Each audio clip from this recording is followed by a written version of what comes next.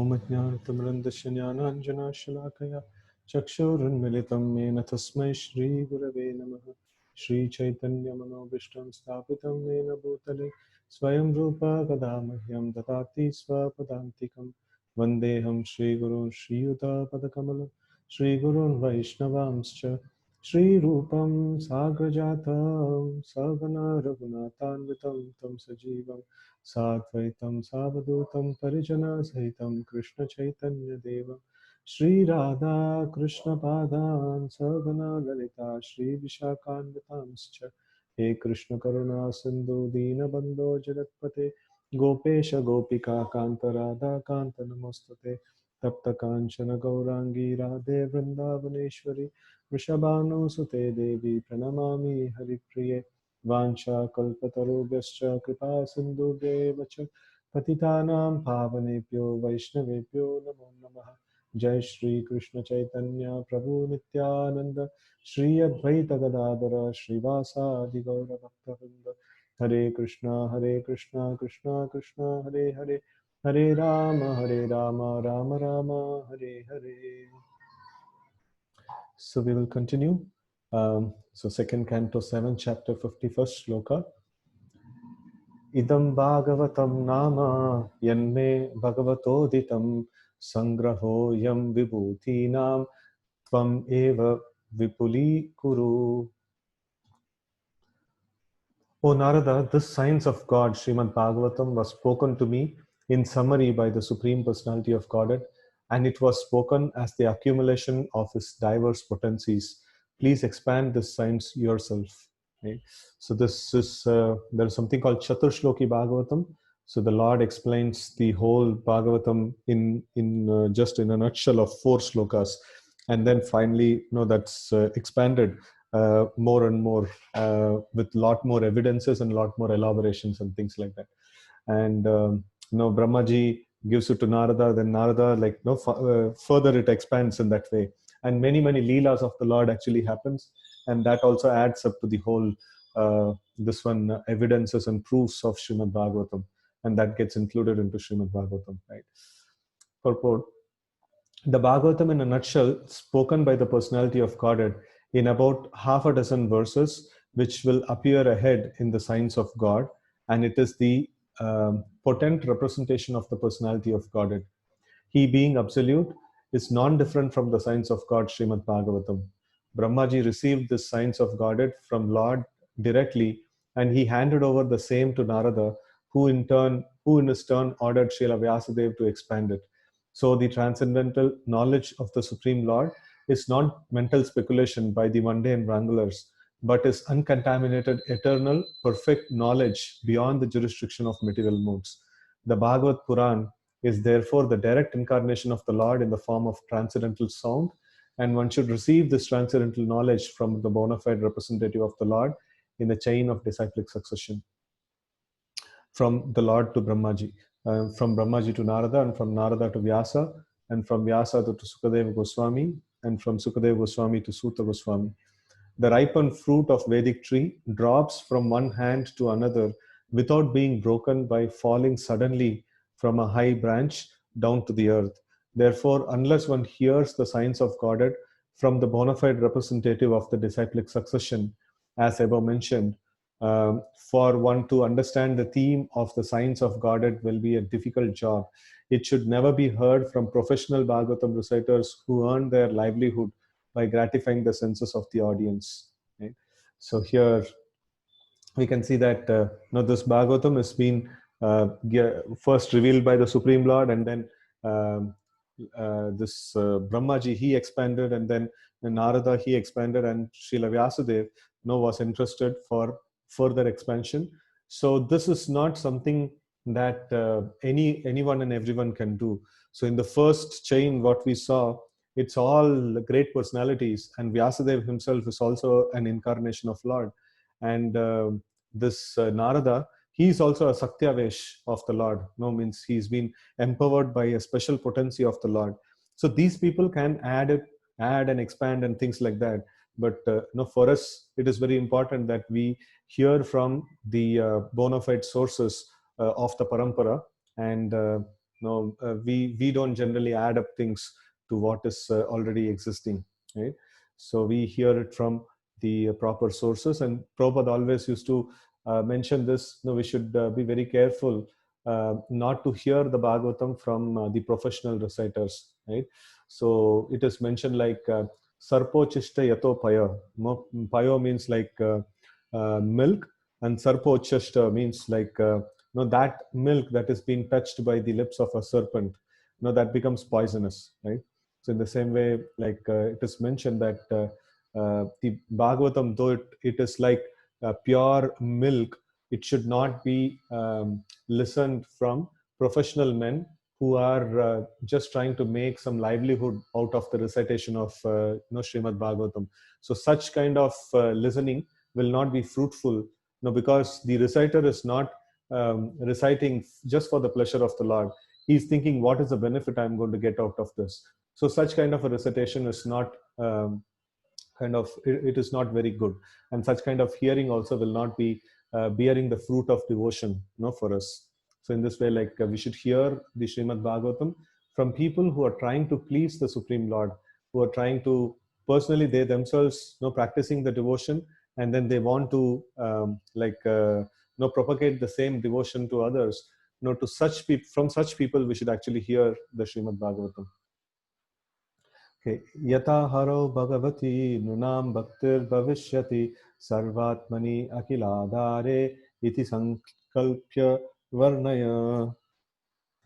Please describe the signs of Godhead with determination and in a manner by which it will be quite possible for the human being to develop transcendental devotional service and to the personality of Godhead Hari, the super soul of every living being and the summum bonum source of all energies. So here we see that Brahmaji is telling that, please describe the signs of God with determination and in a manner by which it will be quite possible for human beings to develop transcendental devotional service.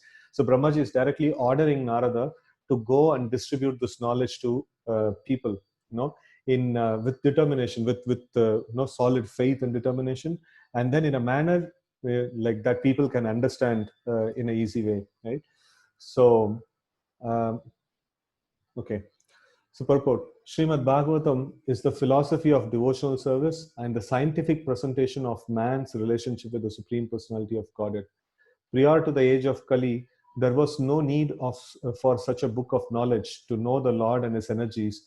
But with the beginning of the age of Kali, human society gradually became influenced by four sinful principles, namely illegitimate connection with women, intoxication, gambling, and unnecessary killing of animals. So these are the four pillars of sinful life: illicit sex, intoxication, gambling, and meat eating. So these things increase in the Kali Yuga. In the previous ages, these things, even if people would do, they would feel they would feel that they are doing something wrong. So these days, these things is approved by the government, and it's all everyone is like fully involved in these kind of sinful activities. So that's the problem in the Kali Yuga. So because of a lot of sinful activities, so people's general aptitude for devotional service is quite low, and they cannot grasp the aspects of Krishna consciousness. So it is very important that devotees who are sincerely trying to practice, they should avoid these four things. That is illicit sex, that is connection with women outside the institution of marriage, and intoxication, gambling, and unnecessary killing of animals. Right. So especially for the pleasure of the tongue. Right. So we should not try to take somebody's life off just for gratifying oneself, right? So we should avoid these four things, and by leading a sinless life, it gives us an opportunity to grasp the aspects of Krishna consciousness, right? So bhakti will enter into our heart. Because of these basic sinful acts, man gradually become forgetful of his eternal relation with God. Right? So we can actually understand this like a rust. If there is a rust, if iron is too rusty, then it will not do its job of or it will not get attracted to the magnet and things like that. So if the rust is removed, so if the rust is purified, then the iron will have its power. So in the same way, like when we perform a lot of sinful acts, it actually covers the soul with the layer of sin. And in fact, Krishna mentions in Bhagavad Gita in the end of third chapter, he says that what are the different kinds of coverings that are there on top of the soul. If the sinful reactions are, or if the sinful credit that a person has is quite low, it is compared to the fire and the smoke. Fire and the smoke. So if there is a fire is there and smoke covers the fire, but then still we can understand there is fire, and because light and heat is still coming through the smoky area, smoky layer. Still we are able to perceive the fire, right? So that is compared to a person who has less sinful credits, right? And then the next is mirror and the dust on the mirror. So in the case of mirror and the dust, like the mirror is not visible within, but then with a little endeavor of wiping it off, we can see the mirror, right? And then the next thing is the embryo on the like womb of the mother. So it is very difficult to see the child. It is not at all possible to see the child. So that's thick covering. That kind of a covering, Krishna calls it as the stronger sinful reactions. If the basically it is the same thing, like as I was explaining in the case of iron and the rusty iron. So more the rust or more thicker the layer of sin, very less we can actually see the entity within. The entity within is the soul. The souls, we are all spirit souls, but we see the tree. Tree is also a spirit soul, and then the covering of sin is so thick that it cannot speak, it cannot walk, it cannot express any emotions and things like that. So it's so manda. The whole existence is so manda. So it is because the covering of sin is very, very strong over there. And in human form of life, the covering of sin is little less. Little less. We are able to perceive, if we can actually preach to people that no, you are soul and you are not the body, and people can realize, yeah, like, no, I can understand that I'm not this body. This body is made of matter and I'm something different. So people are able to understand, right? So this is the level of consciousness according to the smoke and fire, right? So this can be further kindled, and it can be when the covering becomes almost nil, or it's completely nil, then the original glory of the soul is actually original glory of the soul comes out. So it's all the whole spiritual practice is to eliminate this covering of sin. That is there. One is we have to stop committing sin. Another is all the sins that we have committed in the past, it has to be nullified, and this brings a person to the point of liberation. And then he should also learn how to render service to the Supreme Lord, because after going back to Godhead, after going back to Vaikuntha, so we will be actively engaged in the service of the Lord. So in that way, like, these are all the various things that is there. And here is specifically mentioned in Kali Yuga, due to too much of volumes of sin, people in general, they don't know about the goal of life. Right? So therefore, man became blind, so to speak, to his ultimate goal of life. The ultimate goal of life is not to pass a life of irresponsibility like the animals and indulge in a polished way in the four animal principles, namely eating, sleeping, fearing, and mating. Ahara, nidra, bhaya, maitunam cha samanya metat pashubir narana. So these four things, ahara, nidra, bhaya, and maituna. So these four things, eating, sleeping, fearing, and mating. So these four things are common, amongst the humans and animals. So, but then there is something more to the humans, that is dharmo hitesha adhiko vishesho dharmena hina pashubir samana. So if you add dharma, so we can become human beings. If you minus dharma, so we are there with the basic four activities. So that's equivalent to the animals, right? So for such a blind human society in the darkness of ignorance, Srimad Bhagavatam is the torchlight to see things in proper perspective. Therefore, it was necessary to describe the signs of God from the very beginning, or from the very birth of the phenomenal world. As we have already explained, Srimad Bhagavatam is so scientifically presented that any sincere student of this great science will be able to understand the signs of God simply by reading it with attention, or simply by regularly hearing it from the bona fide speaker. Everyone is hankering after happiness in life, But in this age, the members of human society, blind as they are, do not have proper vision that personality of Godhead is the reservoir of all happiness, because he is the ultimate source of everything. Janma Deshayatah, right? So, this is the thing that human society is blind towards. So they have so much of theory of origin and theory of evolution and things like that. It is all to say that no, God is not supreme. No, we have found out something else is there. No, we can actually explain the origin of everything through chemicals and origin of everything through some other thing. So the whole endeavor is going towards the demoniac purpose of abolishing God from the picture, right? So that's the demoniac nature that is going on in the this one. And we all of us have studied in our schools. Know how did all of us came? Who are our forefathers? And the science had very convincingly made us believe our forefathers were apes and monkeys. But that's not the truth. Our forefathers were human beings, and much evolved human beings, like the Pandavas and like the great personalities who are described in the scriptures.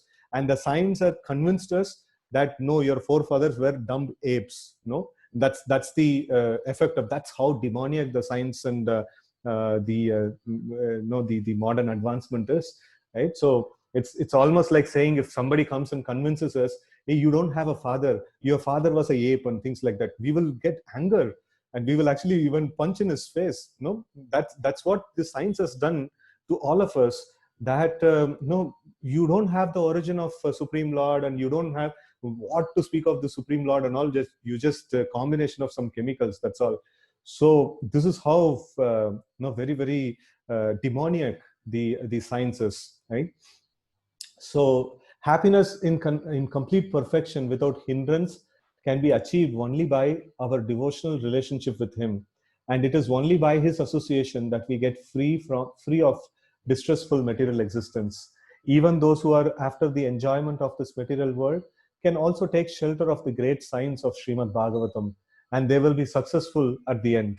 Narada is therefore requested or ordered by his spiritual master to present the science with determination and in good plan. Narada was never advised to preach the principles of Bhagavatam to earn a livelihood. He was ordered by his spiritual master to take the matter very seriously in a missionary spirit, right? So I take the advantage of this point to thank all the devotees who have been doing a lot of follow-ups and things like that. So exactly what Brahmaji is telling to Narada, to go and spread this message. So we are also trying to do that same thing. And anyone who has helped even a small bit in this thing, we are directly coming in the parampara, and we, like how Brahmaji is offering the blessings to Narada, the same blessings is available for all of us, in helping in trying to spread this message of Krishna consciousness, right? So thanks a lot for that.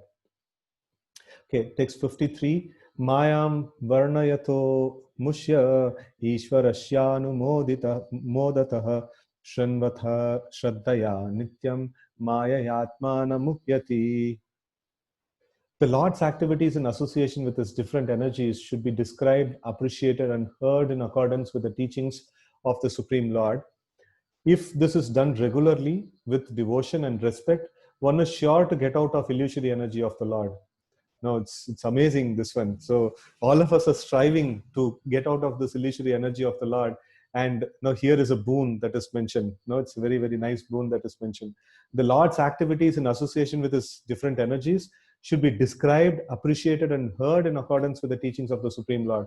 And if it is done regularly with devotion and respect, one is sure to get out of illusory energy of the Lord. No, so much hope-giving sloka, so much enthusing sloka, right?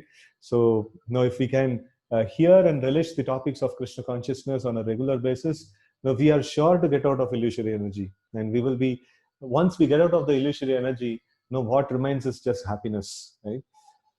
Purport. The science of learning a subject matter seriously is different from the sentiments of fanatics. Fanatics or fools may consider the Lord's activities in relation with his external energy to be useless for them, and they may falsely claim to be the higher participants in the internal energy of the Lord. But factually, the Lord's activities in relation with the external energy and the internal energy are equally good. No, this is no. For example, Lord's activities of creation, creation of this material world. So and his activities of putting the three modes of nature into action, and his activities of conducting the material world.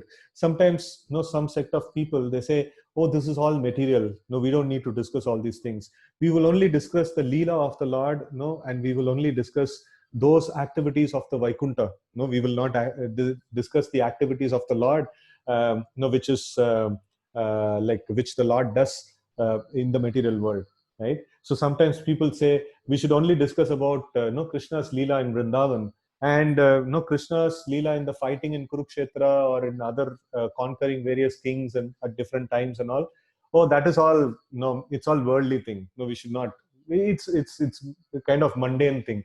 No, it is not needed to be discussed. And no, we should only discuss those pastimes which Krishna had only with his devotees, right? So this is actually, that is what Prabhupada is mentioning here.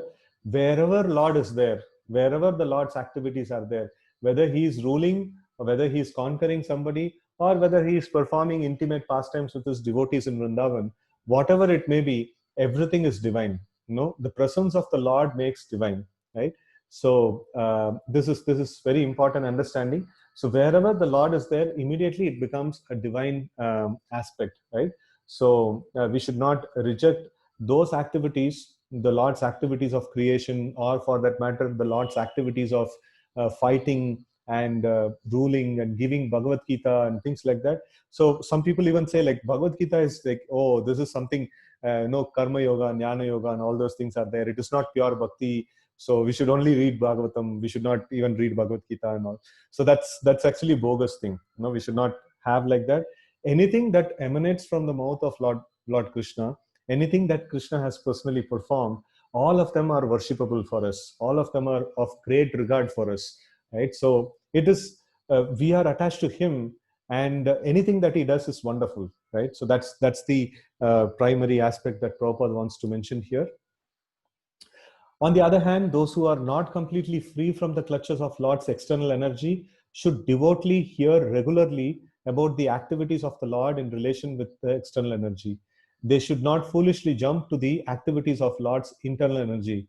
Falsely attracted by such activities as his Rasa Leela, the cheap reciters of Bhagavatam are very much enthusiastic about the activities of Lord's internal potency, and the pseudo devotees absorbed in material sense enjoyment falsely jump to the stage of liberated souls and thus fall down deeply into the clutches of external energy.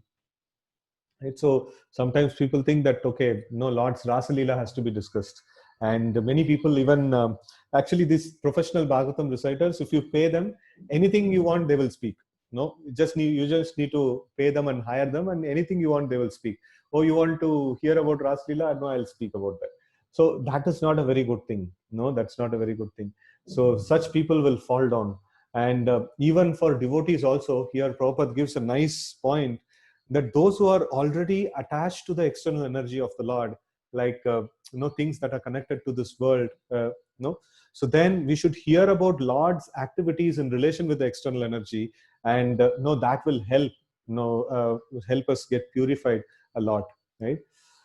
So some of them think that to hear about the pastimes of the Lord means to hear about his activities with the gopis, or about his pastimes like lifting the Govardhan hill, and they have nothing to do with the Lord's plenary expansion as the Purusha avatars and their pastimes of creation, maintenance, or annihilation of the material worlds. But a pure devotee knows that there is no difference between the pastimes of the Lord, either in the Rasa Leela or in the creation, maintenance, or destruction of the material world. Rather, the descriptions of such activities of the Lord as Purusha avatars are specifically meant for the persons who are in the clutches of the external energy. So this is very important. The Purusha avatars, I think you remember, they are Karanodakshaya Vishnu, Shirodakshaya Vishnu, Garbhodakshaya Vishnu, and Shirodakshaya Vishnu. So these three are the ones who are literally the Paramatma of the material world, material universe. No, one is Paramatma of the entire material creation, that is Karanodakshaya Vishnu, and Paramatma of each universe is Garbhodakshaya Vishnu, and Paramatma who's living in everyone's heart is Shirodakshaya Vishnu. So in this way, like they are the ones who direct and control everything, No, they are more functional in nature, right? So they are more functional in nature. So these activities of the Purusha avatars are also very important for the devotee. And in fact, it is very, very purifying for a devotee to hear about the activities of the Lord in relation to the material energy, right? So that kind of purifies the person. And topics like the Rasa Leela are meant for the liberated souls and not for the conditioned souls. The conditioned souls, therefore, must hear with appreciation and devotion the Lord's pastimes in relation with the external energy, and such acts are as good as hearing of Rasa Leela in the liberated stage.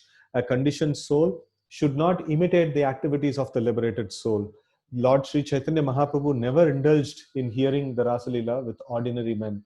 In the Srimad Bhagavatam, the Signs of God, the first 9 cantos prepare the ground for hearing the 10th canto. This will be further explained in the last chapter of this canto. In the third canto, it will be more explicit. A pure devotee of the Lord, the pure devotee of the Lord, therefore, must begin reading or hearing Srimad Bhagavatam from the very beginning and not from the 10th canto. We have several times been requested by some so-called devotees to take up the 10th canto immediately, but we have refrained from such an action because we wish to present Srimad Bhagavatam as the signs of God and not as sensuous understanding for the conditioned souls. This is forbidden by such authorities as Sri Brahmaji. By reading and hearing Srimad Bhagavatam as a scientific presentation, the conditioned souls will gradually be promoted to the higher status of transcendental knowledge after being freed from the illusory energy based on sense enjoyment. Right? So, very, very amazing purport Prabhupada is saying. So, here, every single word that we are discussing is in relation with the Krishna, is in relation with Srimad Bhagavatam. Each of them are purifying. It is not that only when we discuss about some Leela of the Lord, it is purifying, or it is only when we discuss some philosophy, it is purifying. Every single aspect of this whole reading is purifying to us, right? So because it's all in connection with the Lord, it's all in strictly coming down in the parampara. And Srila Prabhupada, the great Acharya, he is presenting these words. These words are meant to purify the hearts of all the people, right? So thus in the Bhaktivedanta purport of the second canto, 7th chapter of Srimad Bhagavatam, entitled Scheduled Incarnations with Specific Functions. Okay, so the next chapter, chapter 8, questions by King Parikshit. So Parikshit Maharaj is putting further more questions. So Parikshit Maharaj put some questions, and Sukadeva Goswami, in answering them, cited the conversation between Brahmaji and Narada. There Narada asked some questions further, and then Brahmaji answered. So the whole conversation of Srimad Bhagavatam is going on like this. So Suta Goswami and the Shaunakadi rishis in the Naimisharanya, so they are all discussing. And the Shaunakadi rishis, they, in the beginning of the Bhagavatam, we could see that all the rishis, they had assembled for performing a sacrifice, great sacrifice for the deliverance of the whole world, for the well-being of the whole world. And when they saw that Suta Goswami has arrived in that assembly, so they all sat down and they told, "Oh, you have heard the great Sukadeva Goswami speak Srimad Bhagavatam to Parikshit. We all want to hear that same thing." So in that way, the whole Bhagavatam started. So Suta Goswami gave some introduction to Krishna, the subject matter which has been discussed in the Bhagavatam, and he gave introduction to Shukadeva Goswami. He gave introduction to Parikshit Maharaj. That's the whole first canto. First canto is almost, it's kind of Suta Goswami's introduction to Bhagavatam, and the discussion between Parikshit Maharaj and Sukadeva Goswami started in the second canto. Right, so it's the whole thing started in the second canto. So, anyways, like we consider the whole thing as Srimad Bhagavatam. It's not only what Shukadeva Goswami spoke, even what Suta Goswami spoke is also Srimad Bhagavatam. Right, so in that way, the Shaunakadi rishis asked a question, and Suta Goswami is citing the reference of Shukadeva Goswami and Parikshit Maharaj's dialogue. And now Shukadeva Goswami is going to cite reference for Parikshit Maharaj's questions, various different personalities discussions. And now one such discussion we saw, that is the discussion between Brahmaji and Narada. So it is going to be a nested discussions, nested dialogues that is going to be there. Sometimes it will be like 4 or 5 levels it will go. No, one is Suta Goswami and Shaunakadi Rishis, that one level. And second level is Parikshit Maharaj and Sukadev Goswami. And then now we saw till third level, that is Brahmaji and Narada. And imagine if they cite some reference, if they cite some other like two people's discussion, that in that way, like you can see in Bhagavatam, it will be nested discussions, right? So it will be one discussion inside another and inside another, like that. So it will be very interesting. Those who like history, those who like genealogy or history and stuff like that, so they will enjoy a lot. This whole thread of discussions that is going on. Right. So, anyways, so text 1 of the 8th chapter. Raja Uvacha Brahmana Chodito Brahman Gunakyane Gunasya Yasmai Yata Praha Narado Deva Darshanaha. King Parikshit inquired from Shukadev Goswami, how did Narad Muni, whose hearers are as fortunate as those instructed by Lord Brahma, explain the transcendental qualities of the Lord, who is without material qualities, and before whom did he speak? Right. So now the previous chapter ended with Brahmaji's order to Narada that please go and describe the stream, this glories of the Lord everywhere. Right. So now Parikshit Maharaj is asking, okay, where did Narad Muni go? Whom did he explain to, and things like that. So that's a question that he is putting forward. Okay, Devarishi Narada was directly instructed by Brahmaji, and who also directly instructed by the Supreme Lord. Therefore, the instructions imparted by Narada to his various disciples are as good as those of Supreme Lord. Right. So this is like we should not think that Lord instructed to Brahmaji, and then Brahmaji instructed to Narada, and Narada is instructing to somebody else. The intensity of the message is going to become reduced, and because the Lord informed, that would have been the high power message, and when it is coming down in the disciplic succession, the power would be reducing, right? So this is a misconception. And here, in fact, Parikshit Maharaj is very clearly asking this question: how did Narad Muni, whose hearer are as fortunate as those instructed by Lord Brahma, right? So this is a very important point. So in the disciplic succession, the glory of the disciplic succession is that the message's intensity is not going to reduce. It is only get magnified. If there is a proper disciplic succession is there, if the a person who is representing the disciplic succession is also practicing sincerely, as his spiritual master, so then the message that is coming from there, it is as good as its original source. Sometimes devotees even explain, as the message comes down in the parampara, so it is like every another link in the parampara is like a magnifying glass. So the more we are distant from the Lord in the Guru Parampara, Guru Sishya Parampara, so the the magnifying capacity is very nice actually. So that is one of the glory of the Parampara, and we should not think that I should directly take it from the Lord. So that is not a very good thing. So here this knowledge is distributed in Parampara. So we should go and learn from a person who is practicing practically, and from such a person we should actually learn. That's this one, and the intensity is not going to be reduced. It is going to be same, if not more also sometimes. So that is a way of understanding the Vedic knowledge.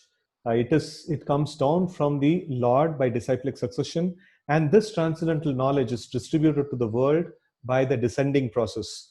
There is no chance, however, to receive the Vedic knowledge from mental speculators. Therefore, wherever Narad Muni goes, he represents himself as authorized by the Lord, and his appearance is as good as that of the Supreme Lord. Similarly, the disciplic succession, which strictly follows the transcendental instructions, is the bona fide chain of disciplic succession. And the test for such bona fide spiritual masters is that there should be no difference between the instructions of the Lord originally imparted to his devotee and that which is imparted by the authorities in the line of disciplic succession. How Narad Muni distributed the transcendental knowledge to the Lord knowledge of the Lord will be explained in the later cantos. It will appear also that the Lord existed prior to the material creation, and therefore his transcendental name, qualities, etc., do not represent any material quality. Whenever, therefore, the Lord is described as aguna, or without any quality, it does not mean that he has no quality, but he has no material quality, such as the modes of goodness, passion, and ignorance, as the conditioned souls have. No, he is transcendental to all material conceptions, and thus he is described as aguna, aguna or nirguna. No, these are all some of the words used to address the Lord. So we had seen the example: do not drink and drive. That means it is not that we should not drink water also. No, it specifically means that no, a person should not consume liquor while driving. No, so many times people stop the vehicles and check the this one alcohol meter they keep, and then they check. No, they will ask to blow the air into that meter, and then they can find out no, if they are no, drunk or something like that. So in the same way, here it is mentioned aguna means it is not that the Lord doesn't have any qualities. Lord has many, many wonderful spiritual qualities, right? So aguna means he doesn't have any material qualities. No, that's the meaning of this word. 8.2 Etad veditum ichchami tattvam tattva vidambara harer adbhuta viryasya kataloka sumangalah. The king said, I wish to know narrations concerning the Lord who possesses wonderful potencies are certainly auspicious for living beings in all planets, right? So it is mentioned, Katha Loka Sumangalam, right? Katha means narrations. No, Harer Adbhuta Viryasya Katha. So that narrations about the Lord, which is going to describe about the Adbhuta Viryasya, no, like very wonderful pastimes, no, possesses like the description about the Lord, which is very, very wonderful, right? So such narrations are loka sumangala. No, it is beneficial or it is auspicious for everyone, right? So purport: Srimad Bhagavatam, which is full of narrations of the activities of the Supreme Lord, is auspicious for all living beings residing in every planet. One who takes it as belonging to a particular sect is certainly mistaken.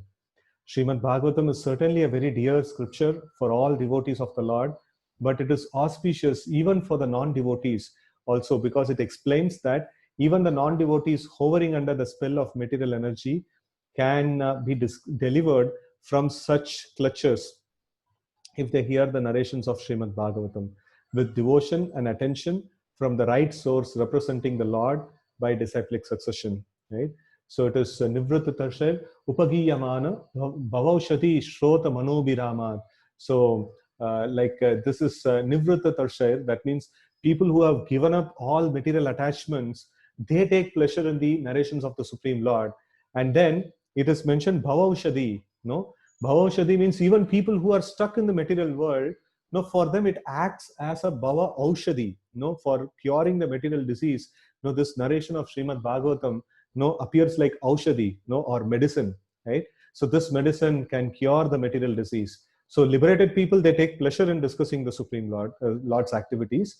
And people who are contaminated, people who are in the material world and attached to the material things, for them Srimad Bhagavatam acts like a medicine. And then Shrota Manobiramat, no, for other people who don't want, who are not serious practitioners, who don't want to take it as a medicine, for them the narrations of Srimad Bhagavatam appears like no Manoranjan, no Manobiramat. So it's even for people who are not even interested in progressing spiritual life, the activities of the Lord are so wonderful that they like it very much. No, all of us know, at least in South India, we have seen this Bhakta Prahlad's movie is there. And then many movies centered around the Lord was there. And many people would watch them. And not everybody are spiritual seekers. But then they would like it. No, such nice stories about the Lord. No, they would like it. So Manobiramat, right? So in this way, that narrations of the Supreme Lord it has something for everyone. No, it has something for everyone. So for liberated souls, it is like, they just, that is their life and soul. Srimad Bhagavatam is the life and soul of the liberated souls. And for people who are stuck in the material world, who want to get out of it, this acts as a medicine. And for people in general, this acts like as a manoranjan, or it acts as something which can give some pleasure to them, right? So which can the activities, all the novels and things like that, and all people take interest in. So the same kind of thrill, they can get by discussing the pastimes of the Lord. How Narsinghadev broke open the pillar and came out, and then killed this great demon. It was so much of suspense and so much of action and things like that. So people who want action, it's there in the Lord's pastimes also. It is there, right? So in this way, like the narrations of the Supreme Lord appeals for every section of people. It has something to offer to everyone, right? So text 3. Katayashva mahabhaga yataham akilatmani krishne niveshya nihsangam manastakshya kalevaram. O greatly fortunate Shukadeva Goswami, please continue narrating Srimad Bhagavatam so that I can place my mind upon the Supreme Soul, Lord Krishna, and being completely freed from material qualities, thus relinquish this body. Okay, so here Parikshit Maharaj, his mood is like this. He knows that in 7 days he's going to die. The Takshaka, the snake bird, is going to come and bite him, and he's going to die. And he's telling that, please continue narrating the Srimad Bhagavatam. Please don't stop this. Please continue narrating it so that I can place my mind upon the Supreme Lord, Lord Krishna, and being completely freed from material qualities, thus relinquish this body. So towards the end, we will see that Parikshit Maharaj will say, now I don't even care, if whether the bird Takshaka comes and kills me, or if I have to die, I don't even care. My mind is fully fixed on the Supreme Lord, and I'm ready for anything. He's like in that kind of a mood, right? So here, he's preparing in the second canto. He's starting to prepare, and he's starting to get the whole taste of it. And then he's very, very eager. He's requesting Shukadeva Goswami, please don't stop this, please continue this, like that. Purport. To be fully engaged in hearing the transcendental narrations described in the text of Srimad Bhagavatam means to constantly associate with the Supreme Soul, Sri Krishna. And to constantly associate with the Supreme Lord Krishna means to be liberated from the qualities of matter. Lord Krishna is like the sun, and the material contamination is like darkness. As the presence of sun dissipates darkness, constant engagement in the association of Lord Sri Krishna frees one from the contamination of the material qualities. Contamination by the material qualities is the cause of repeated birth and death, and liberation from material qualities is transcendence. Maharaj Parikshit was now a realized soul by this secret of liberation through the grace of Shukadeva Goswami, and for the later had informed the king that the highest perfection of life is to remember, is to be in remembrance of Narayana at the end of life. So that's the beginning of second canto. Ante Narayana Smriti. So that is mentioned. So that's an instruction by Shukadeva Goswami also. And now Parikshit Maharaj is eager. No, you have told me to remember the Supreme Lord. How will I be able to remember? Please continue narrating these pastimes. Now I'll be able to fix my mind on Krishna if you keep narrating these pastimes. Right? So Maharaj Parikshit was destined to give up his body at the end of 7 days. And thus he decided to continue remembering the Lord by his association with the topics of Srimad Bhagavatam, and thus to quit his body in full consciousness of the presence of Lord Sri Krishna, the Super Soul. So how is going to be there in the presence of Lord Sri Krishna?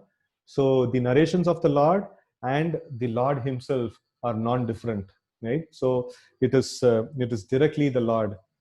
So we should not think that the holy name is different from the Lord, or the Bhagavatam is different from the Lord. So when we are hearing Srimad Bhagavatam and when we are reading Srimad Bhagavatam, so we are directly in touch with the Lord. When we are chanting the names of the Lord, we are directly in touch with the Lord. It is not an indirect thing. Lord is somewhere, I'm chanting his names. It is not like that. When I chant his names, the Lord is there with me. That confidence, that kind of faith we should have, because it is not different from the Lord. The hearing of Srimad Bhagavatam performed by professional men is different from the transcendental hearing of Maharaj Parikshit. Maharaj Parikshit was a soul realized in absolute truth, Sri Krishna, the personality of Godhead. The fruitive materialist is not a realized soul. He wants to derive some material benefit from his so-called hearing of Srimad Bhagavatam. Undoubtedly, such an audience hearing Srimad Bhagavatam from the professional men can derive some material benefit as they desire, but that does not mean that such a pretense of hearing Srimad Bhagavatam for a week is as good as hearing of Maharaj Parikshit. So Maharaj Parikshit had 7 days to live. So he heard her for 7 days. No, so that's the this one. So now the modern day, this one, like they keep Bhagavad Saptah. No, so Prabhupada used to say, why only Saptaha? No, why not 10 days? Why not 12 days? Why not every day? Like, no, it's Bhagavatam should be recited Nityam Bhagavata Sevaya. No, that is what is mentioned in Bhagavatam. So why is that? No, we have to do Saptaha. So it is not, like Prabhupada used to say in that way. Right? So it is a duty of the sane to hear Srimad Bhagavatam from a self-realized soul and not be duped by professional men. One should continue such hearing till the end of one's life so that one can actually have the transcendental association of the Lord and thus be liberated simply by hearing Srimad Bhagavatam. Maharaj Parikshit had already given up all his connections with the king, with his kingdom and family, and the most attractive features of materialism. But still, he was conscious of his material body. He wanted to be free of such bondage also by constant association of the Lord. So when Maharaj Parikshit was cursed that he will die in 7 days, he immediately gave up his kingdom and he immediately gave up all the kingly opulences and things like that. So anyway, I'm going to die in 7 days. Let me prepare. No, that's the mood and attitude. He came to the banks of Ganges, and fortunately, Sukadev Goswami arrived there, knowing that Maharaj Parikshit is a great devotee. And then, two great devotees meet each other. So what happens is discussion about the Supreme Lord. And Parikshit Maharaj wants to be very, very sure that his destination is going to be the spiritual world. And he's telling that, no, please continue discussions in this way so that I will fix my mind on Krishna without any deviation. And in this way, I can actually enter into the like a personal company of the Supreme Lord. Right? Text 4. Shanvata Shraddhaya Nityam Granatascha Swacheshitam Kalena Nati Dirgena Bhagavan Vishate Hridi. So this is one of the great slokas in Srimad Bhagavatam. This is so amazing sloka. We see that in the Bhagavad Gita, Krishna mentions Bahunam Janmanam Ante Jnanamam Mam Prapadyate. So the jnanis, the people who are trying to perfect their life through the jnana yoga process, Krishna is telling Bahunam Janmanam Ante. After many, many lives, they will come to me. Right? So here we see Shranvataha. Shranvataha means what? It is a process of bhakti yoga, hearing. Shravanam, Kirtanam, Vishnu Smaranam. All those things we have heard.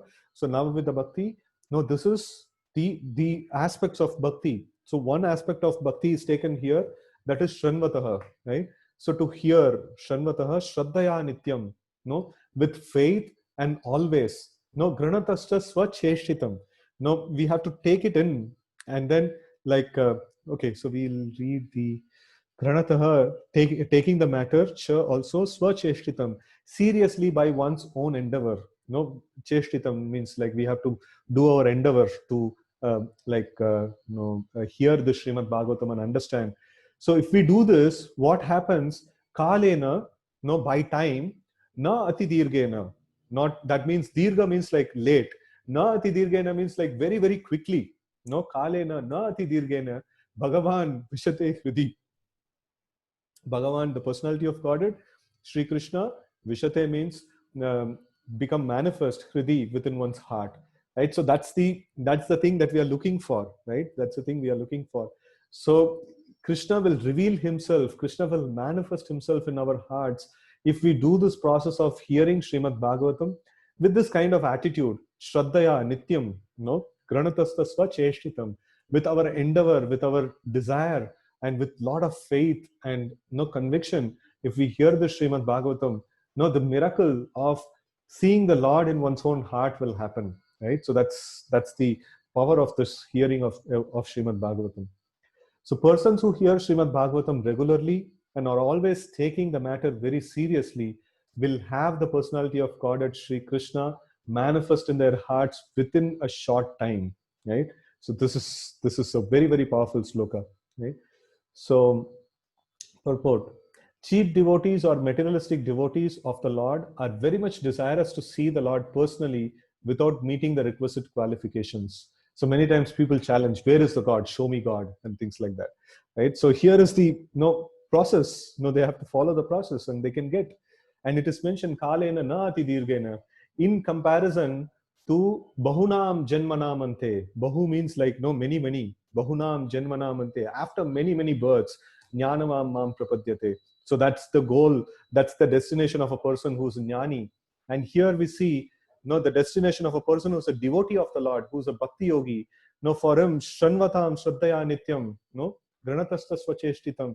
No, this one, what is that? Kalena na ati dirghena bhagavan vishate hridi.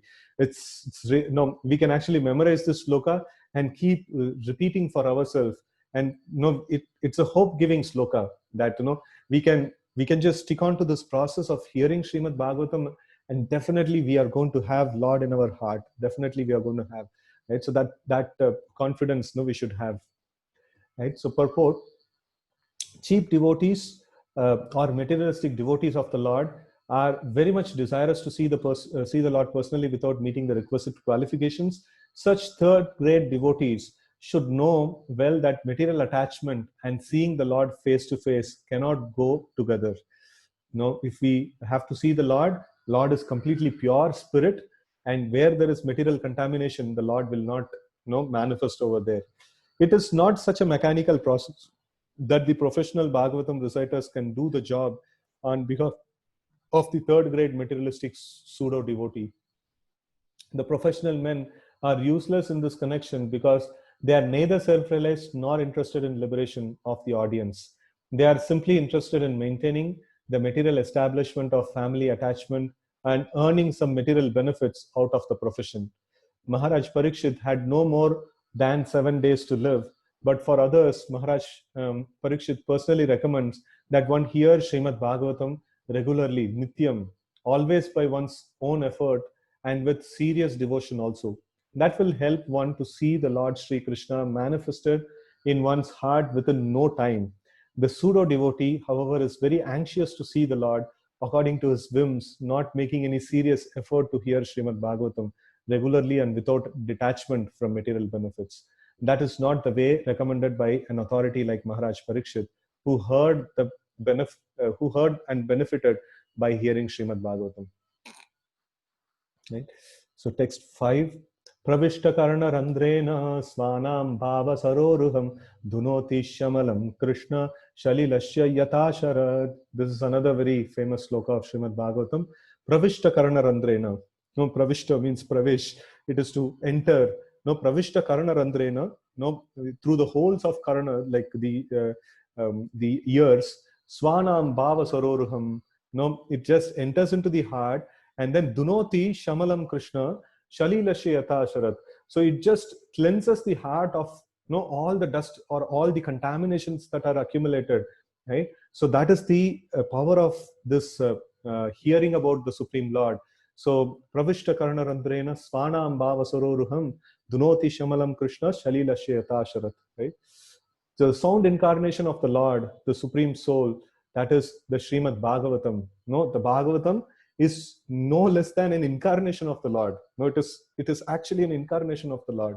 It is sound incarnation of the Lord, and it actually enters into the heart of the self-realized devotee, sits on the lotus flower of his loving relationship, and then cleanses the dust of material association, such as lust, anger, and hankering. Thus, it acts like autumnal rain upon the pools of muddy water. And so there is this rainy season rain that actually disturbs the water in the water pools. But then the autumnal rain, they're so soothing. They help in the mud to settle down in the water. And then no shalila shayata sharat, no sharat this one ritu. So it is like it actually purifies. It actually clarifies. All the mud gets settled, and then we see a very clear, pure water over there, right? It is said that a single pure devotee of the Lord can deliver all the fallen souls of the world. Thus, one who is actually in confidence of a pure devotee like Narada or Shukadeva Goswami, and thus is empowered by one's spiritual master as Narada was by Brahmaji, cannot only deliver himself from the clutches of Maya or illusion, but can deliver the whole world by his pure and empowered devotional strength. The comparison to the autumnal rain that falls on muddy reservoirs of water is very appropriate. During the rainy season, all the waters of the river becomes muddy. But in the month of July, August, the autumn season, when there is a slight rainfall, the muddy waters of the rivers all over the world becomes at once clear.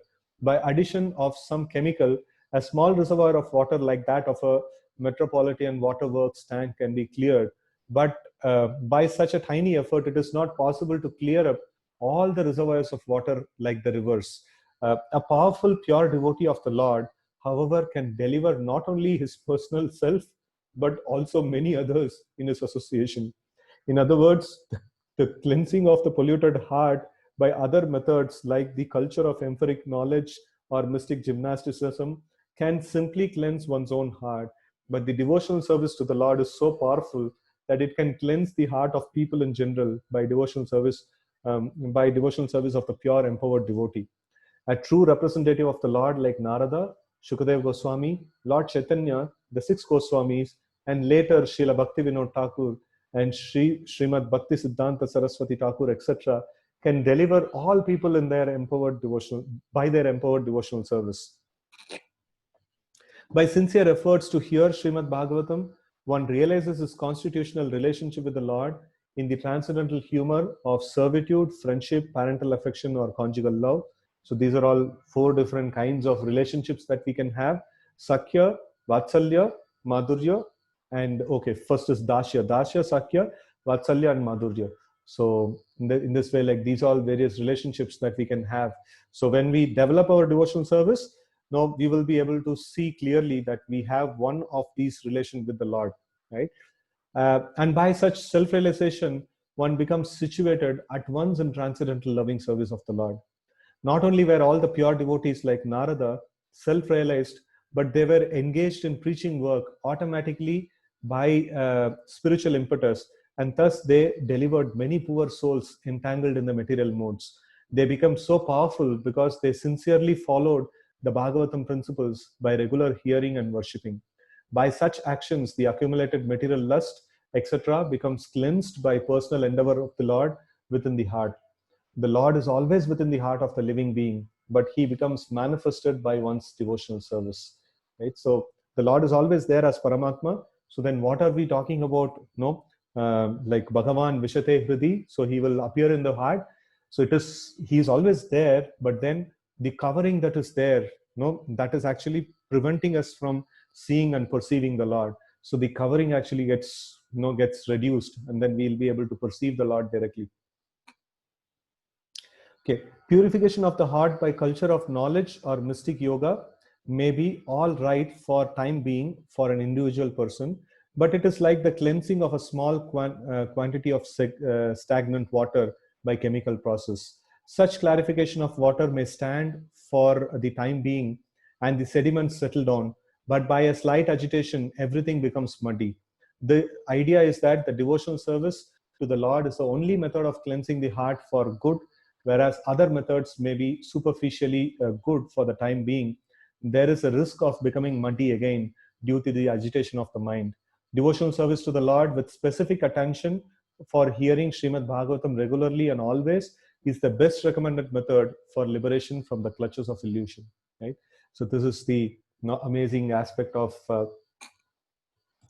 this purification of Srimad through Srimad Bhagavatam. So now Srimad Bhagavatam can completely cleanse our heart and completely take us out of the illusion. So these two slokas are very nice actually. So if time permits and if you all can memorize these two slokas, it will be very nice. So just we will just quickly see these two slokas again, and means only the slokas. So that will help you and give you impetus in memorizing them. Shanvata Shraddhaya Nityam Granatastasva Cheshtitam Kalena Na Ati Dirgena Bhagavan Vishate Hridi. Right? So very, very simple and very nice sloka. It can be very purifying for reciting, even just reciting this sloka. Right? And then the fifth sloka is Pravishta Karana Randrena Swanam Bhava Saroruham Dunoti Shamalam Krishna Shalilasya Yata Sharat. Right? So try to memorize these two slokas and then keep them in your mind and recite them whenever whenever you're just like free and you can just recite them. That will give you so much of nice feel of reciting the Srimad Bhagavatam, right? So thank you all very much. Grantaraj Srimad Bhagavatam ki jai, Gaur Bhakta Vrinda ki jai, Srila Prabhupada ki jai. Hare Krishna.